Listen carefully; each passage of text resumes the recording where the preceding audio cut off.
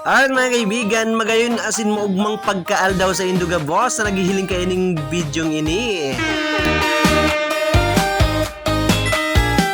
Lakbay araw.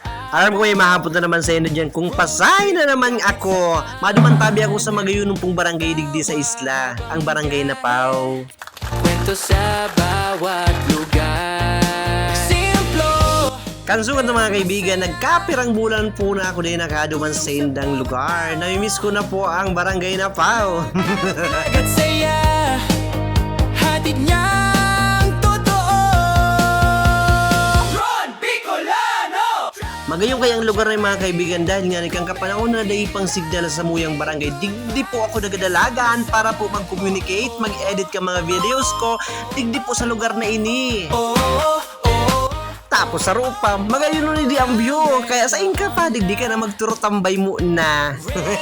Sa misyon. But anyways mga kaibigan, syempre gusto ko lang i-shoutout ang mga taga Napaw, baka kay Albay, dahil mga bubuot po sinda. Mga gayon, diba? Andito na sa kanila lahat. Mabuhay mga taga Napaw. Tuloy ang lakad. Kasama ang tawanan. Ron Bicolano. Pero mga kaibigan, maliligon po ngayon sa barangay na po magayunong paggiling-hilingon, magayunong pagpropasikrapan, gariman sana si crush mo, nagiling ki basketball, tapos siya ka nakatuko sa gilid. Sige mo sana pagpasikrap eh. Tama daw ako. May ngiti.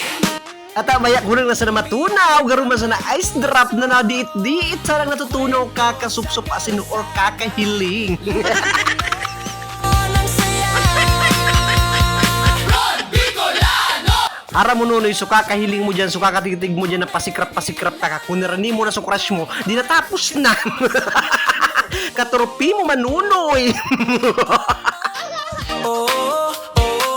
Pero mga kaibigan, makaugmang baga pag-araw ka, igwa ka bagang puro papila, igwa kang kuro crush, igwa ka ng pigliligawan, hindi mo ngyan. Kinikilig. Tapos ganyan, nung nagtaram ka, nag-amin ka na, busted. Aray ko po, makulugon.